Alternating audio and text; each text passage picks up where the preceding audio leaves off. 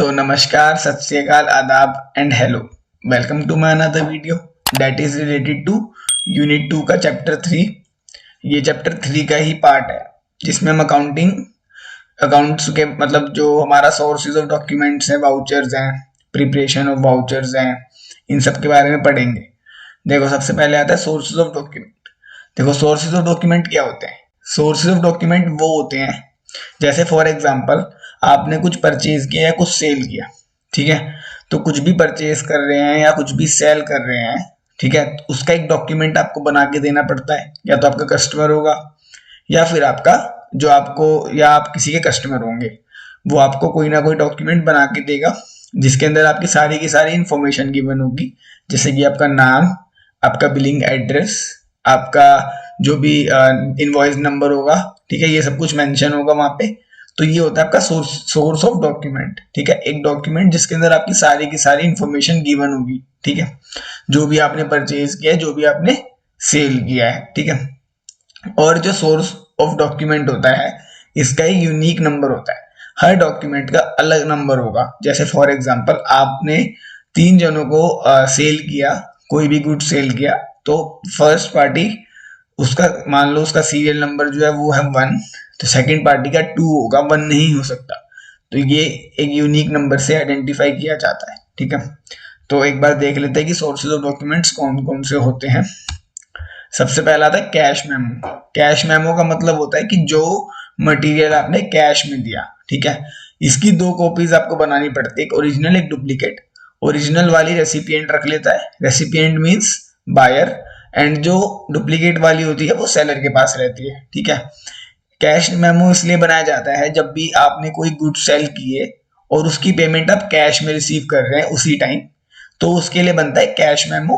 Cash memo में क्या होता है, देखो यहाँ पे आता है आपका कंपनी नेम, ठीक है, यहाँ पे एड्रेस ऑफ सेलर कंपनी, ठीक है, जो आपका एड्रेस होगा जो सेल करने वाली होती है, क्योंकि जो आपका ऊपर सबसे ऊपर जो नाम आता है कैश मेमो या इनवॉइस या कोई भी आपका मेमो रहेगा, उसके अंदर सबसे पहले कंपनी का नाम होता है जो सेलर कंपनी होती है। तो आपका नाम, क्योंकि इसमें आप सेल कर रहे हैं, सबसे ऊपर आपका नाम आएगा, फिर आपका एड्रेस, किस डेट पे सेल किया वो डेट, यहाँ पे जो मैंने आपको आइडेंटिफाई नंबर बताया था जो डिफरेंट नंबर, ठीक है, यूनिक नंबर, वो यहाँ पे नंबर आ जाएगा, जैसे कि फॉर एग्जांपल 1 या 2 जो भी होगा। यहाँ पे बायर का नाम, जैसे फॉर एग्जांपल अगर मैं ही बाय कर रहा हूँ तो मेरा नाम आ जाएगा पराग जिंदल, जहां मैं रहता हूँ वहां का एड्रेस आ जाएगा, ठीक है। अब मैं कौन कौन से गुड्स परचेज कर रहा हूँ, फॉर एग्जाम्पल मैंने 3 गुड्स लिए, एक मैंने रिमोट कंट्रोल कार ली, दूसरे में मैंने एक जीन्स ली, तीसरे में मैंने एक शू लिया, मतलब 1 पेयर ऑफ शू। तो तीनों आइटम यहाँ डिस्क्रिप्शन के साथ आ जाएगी, क्वांटिटी आ जाएगी कि 111, तीनों का 111 सेट लिया है, यहाँ पे रेट आ जाएगा, यहाँ अमाउंट आ जाएगा, यहाँ पे टोटल आ जाएगा, ठीक है। तो ये सारी की सारी चीजें इसके अंदर आती है। फिर नीचे कॉलम आता है terms and condition if any. जैसे फॉर एग्जांपल बहुत सारी टर्म्स एंड कंडीशन होती है बहुत सारे शॉपकीपर्स की, फॉर एग्जांपल की हमने जो भी मटेरियल सेल कर दिया एक बार, हम उसको ना रिटर्न करेंगे ना एक्सचेंज करेंगे, या मतलब बहुत सारी टर्म्स एंड कंडीशंस होती हैं कि कोई भी मतलब मतलब आपको कुछ भी रिटर्न करना है तो विद इन 7 डेज के अंदर आपको रिटर्न करना पड़ेगा। ये सारी टर्म्स एंड कंडीशन अगर कोई होती है तो वो कैश मेमो के बिल्कुल नीचे, बिल्कुल बॉटम में मेंशन कर दी जाती है। दूसरा आता है आपका इनवॉइस या आपका बिल। ये उस पार्टी को दिया जाता है जो पार्टी बाय कर रही है आपका मटेरियल क्रेडिट में, ठीक है, ये देखो क्रेडिट के अंदर, ठीक है। इसका भी एक डुप्लीकेट और ओरिजिनल बनाया जाता है। डुप्लीकेट जो होता है वो सेलर के पास रखा जाता है, साइंड बाय बायर, ठीक है, और उसकी ओरिजिनल कॉपी बायर अपने पास रख लेता है और duplicate copy retained by the seller. तो ये कैसे होता है देख लो एक बार।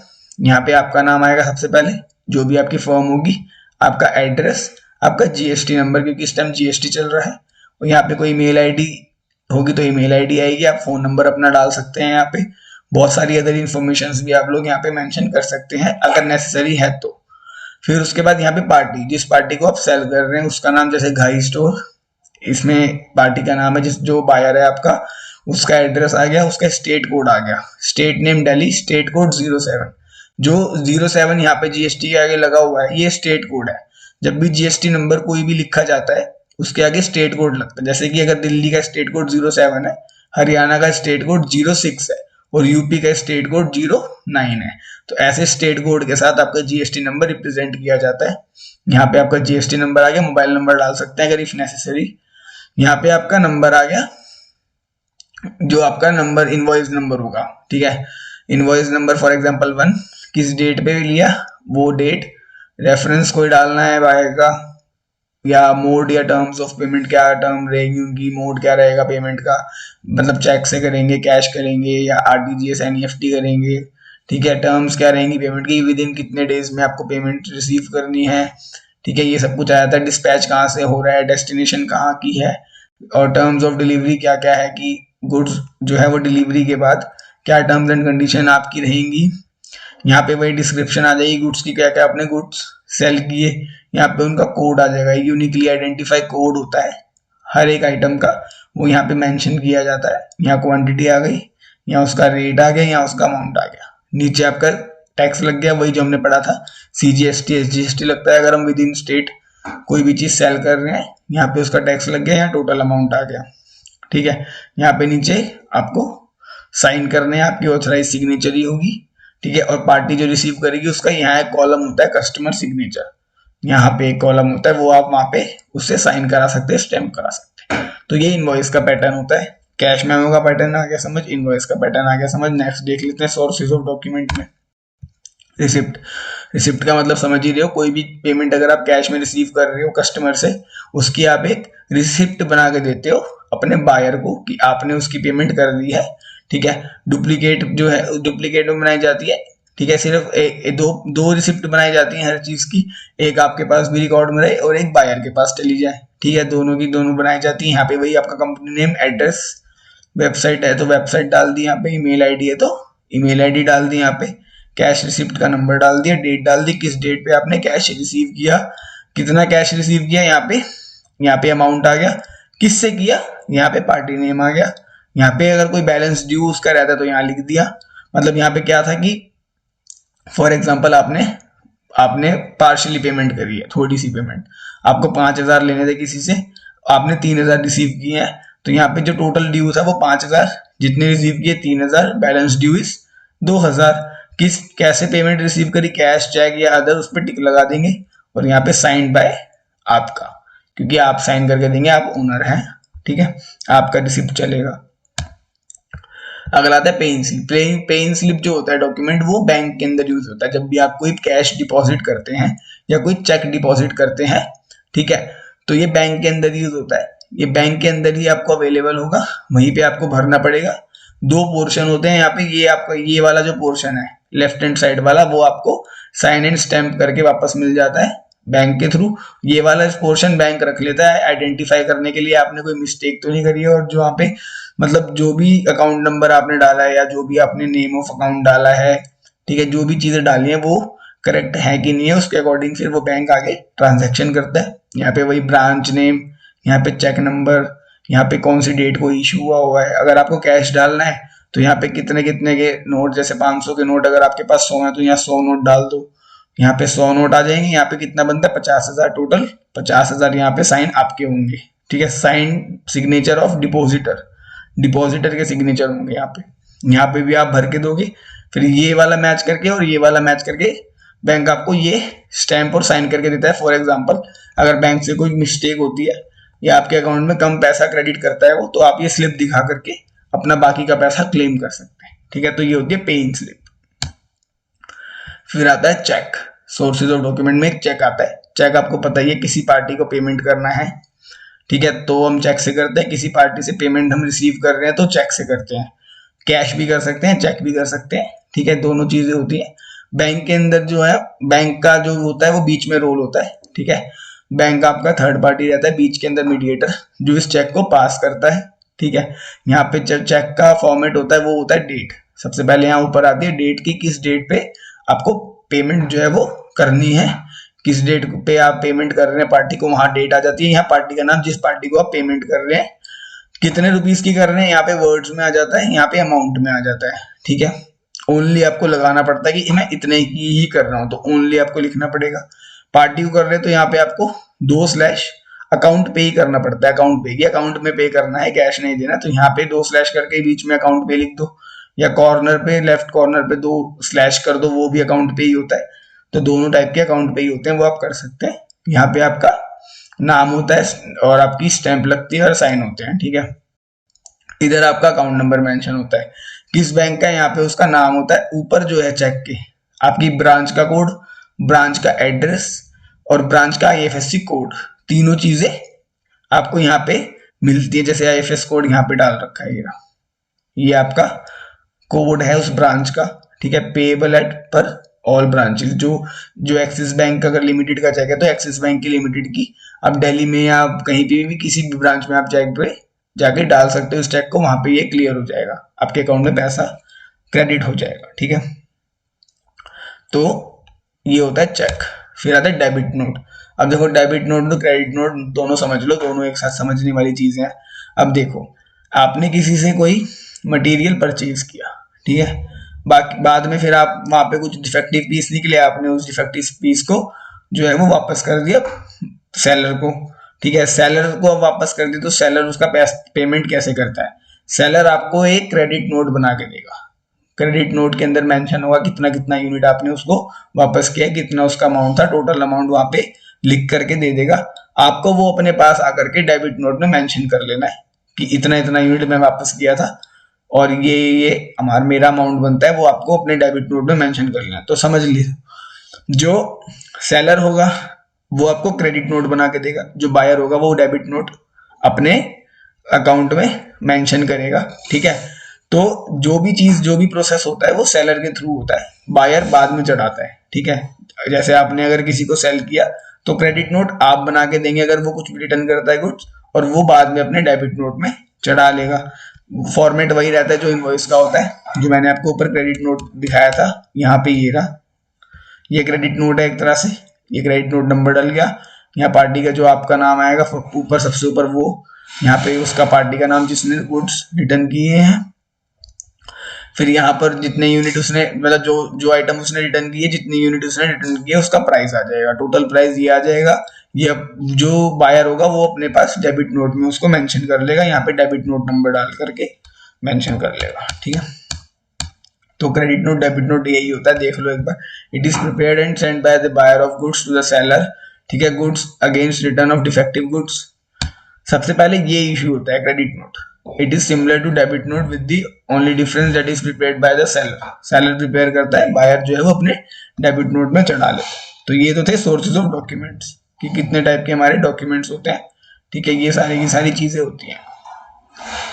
फिर आते हैं वाउचर्स। वाउचर्स देखो क्या होते हैं, वाउचर्स होते हैं इंटरनल डॉक्यूमेंट, ठीक है, जो आपकी अकाउंटिंग बुक्स के अंदर आपको सपोर्ट करते हैं, कोई भी एंट्री आपको करनी है, ठीक है। इनकी जो वैल्यू रहेगी वो मॉनेटरी टर्म्स में रहेगी, जैसे पैसों में, मतलब कोई भी जो वैल्यू रहेगी वो नॉन फाइनेंशियल नहीं रहेगी। जैसे कि वही मैंने आपको बताया था कि मैंने आपको ढेर सारा प्यार दिया, वो वाली चीजें ये मेंशन नहीं करता। दो टाइप के वाउचर होते हैं, cash voucher, non cash voucher, ठीक है। जो कैश वाउचर होते हैं वो जो ट्रांजेक्शन्स करते हैं, समझ ही रहे होगे, कैश वाली, कैश या तो डेबिट वाली या कैश क्रेडिट वाली। कैश डेबिट का मतलब आपके पास कैश आ रहा है यानी रिसिप्ट, कैश क्रेडिट का मतलब आपके पास से कैश जा रहा है यानी कि पेमेंट्स।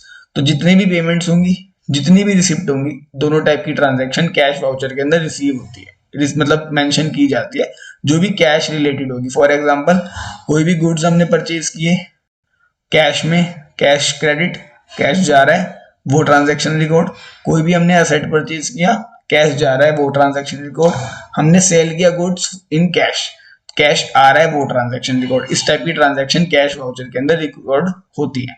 नॉन कैश वाउचर में क्रेडिट ट्रांजैक्शन रिकॉर्ड होती है, जो भी हमने परचेज किया या सेल किया क्रेडिट में, उधार में, वो सारी की सारी नॉन कैश वाउचर में ट्रांजैक्शंस मेंशन होती हैं। जैसे कि इनवॉइस हो गया, आपका बिल हो गया, जैसे कि purchase and sale of fixed asset on credit, यानी कि उधार में, ठीक है। तो दो टाइप के वाउचर्स ये होते हैं। फिर उसके बाद जो वाउचर्स प्रिपेयर किए जाते हैं, ठीक है, जो अकाउंट बुक्स में रिकॉर्ड किए जाते हैं, वो तीन टाइप के किए जाते हैं, transaction voucher, compound voucher and complex voucher, तीन टाइप के होते हैं। ट्रांजैक्शन वाउचर के अंदर क्या होता है, जब एक ही अकाउंट डेबिट हो रहा है और एक ही अकाउंट क्रेडिट हो रहा है।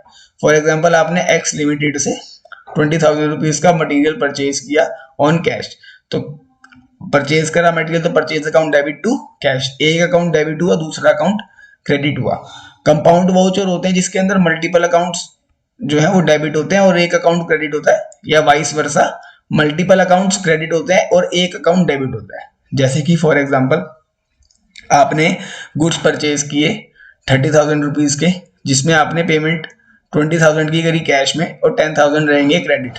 तो एक सेल अकाउंट जो परचेज अकाउंट है, ठीक है, वो 10,000 मतलब आपका 30,000 रुपीज से आ जाएगा। कैश जो है वो आपने 20,000 का दिया, तो 20,000 का एक ट्रांजैक्शन चला गया। फिर पार्टी का नाम आ जाएगा वहां पे जिससे आपने लिया है, ठीक है, वो पार्टी आ जाएगी, ठीक है। जितना आपने क्रेडिट रखा है वो अमाउंट एक अकाउंट के अंदर चला जाएगा। तो मल्टीपल अकाउंट्स इनके अंदर डेबिट और क्रेडिट हो रहे हैं, ठीक है, मतलब कि एक अकाउंट डेबिट हो रहा है, मल्टीपल अकाउंट क्रेडिट हो रहे हैं, या फिर एक अकाउंट क्रेडिट हो रहा है, मल्टीपल अकाउंट डेबिट हो रहे हैं। तो ये सारी ट्रांजैक्शन होते हैं कंपाउंड वाउचर के अंदर। कॉम्प्लेक्स में क्या होता है? कॉम्प्लेक्स में होता है कि जब मल्टीपल अकाउंट्स ही डेबिट हो रहे हैं, मल्टीपल अकाउंट्स ही क्रेडिट हो रहे हैं, ठीक है। तो ये सारी की सारी चीजें आती है कॉम्प्लेक्स वाउचर के अंदर। It is a voucher prepared by a firm when a multiple accounts are debited and credited for a transaction. एक ट्रांजैक्शन के लिए बहुत सारे अकाउंट डेबिट भी हो रहे हैं और बहुत सारे अकाउंट क्रेडिट भी हो रहे हैं। जैसे कि वही एग्जांपल, जैसे आपने कोई सेल की, एक पार्टी को कोई भी गुड सेल किया, ठीक है, कैश में सेल किया 30,000 रुपीज और क्रेडिट में रखा 20,000 रुपीज, तो एंट्री क्या रहेगी? Cash account debit 30,000 rupees, party का नाम आ जाएगा debit 20,000 rupees, to sales 50,000 rupees, ठीक है। ये सारी चीजें हो गई। और मान लो अब आपने इसके अंदर कोई डिस्काउंट अलाउड कर दिया, वो डिस्काउंट आ जाएगा, ठीक है। तो मल्टीपल ट्रांजैक्शन मतलब मल्टीपल अकाउंट जो डेबिट और क्रेडिट हो रहे हैं एक ट्रांजैक्शन में, उसे कहते हैं कॉम्प्लेक्स वाउचर। तो 3 टाइप के वाउचर हम लोग अकाउंट के अंदर बनाते हैं, क्लासिफाइड कर रखा है, ठीक है। फिर प्रिपरेशन करते हैं अगर किसी वाउचर की, तो उसमें क्या क्या इंक्लूड होता है, कौन कौन से डॉक्यूमेंट या कौन कौन सी चीजें लगती हैं। सबसे पहले आता है the invoice that a supplier receive from the firm. एक इनवॉइस जो एक सप्लायर एक फर्म से रिसीव करता है। द डिटेल, उसमें डिटेल रहती है, सप्लायर का नाम रहता है, एड्रेस रहता है, कॉन्टैक्ट नंबर रहता है, पेमेंट का अमाउंट रहता है, डिस्काउंट अगर कोई उसने दिया हुआ है वो रहता है, उसकी ड्यू डेट रहती है पेमेंट की, जो मैंने आपको बताया था टर्म्स ऑफ पेमेंट, कितने टाइम में पेमेंट करनी है, वो ड्यू डेट रहती है। फिर उसके बाद डिटेल रहती है इनिशियल परचेज ऑर्डर की, data company had made with the supplier. कोई इनिशियल परचेज ऑर्डर है उसकी डिटेल रहती है एक वाउचर के अंदर। एक रिसिप्ट होती है जिसमें डिटेल रहती है ट्रांजैक्शन की, अगर उसने कुछ रिसीव किया है गुड्स और सर्विसेज के अगेंस्ट में, या कुछ उसने पे किया है, वो सारी चीजें रहती हैं। तो मतलब प्रूफ होता है एक पेमेंट का, ठीक है। तो ये सारी की सारी चीजें एक वाउचर के अंदर पाई जाती हैं, ठीक है। तो ये सारी चीजें आपकी sources of document, preparation of voucher, इनके अंदर होती हैं, ठीक है। तो जो हमने यूनिट 2 के अंदर चैप्टर नंबर 3 इसके अंदर हमने जो कंप्लीट किया वो किया rules of debit and credit, that is golden rule of accounting, preparation of voucher, ठीक है। फिर हमने किया अकाउंटिंग इक्वेशन का मेथड कैसे होता है वो, अभी हमने सोर्सेज ऑफ डॉक्यूमेंट कर लिया। अब हम लोग नेक्स्ट वीडियो के अंदर पढ़ेंगे जो हमारी बुक्स होती है, other books, purchase book, sale books, ये सारी की सारी बुक पढ़ेंगे। और उसके बाद पढ़ेंगे हम लोग कैश बुक, जिसमें डबल एंट्री रहेगी और सिंगल कॉलम कैश बुक रहेगी और पेटी कैश बुक रहेगी। वो हम लोग करेंगे नेक्स्ट लेक्चर के अंदर। आज लेक्चर में सिर्फ इतना ही था, आज पूरी थ्योरी थी, इसको पढ़ लेना, देख लेना कैसे कैसे वाउचर्स होते हैं, ठीक है। So thank you so much, have a nice day, stay healthy, stay safe, thank you, bye bye.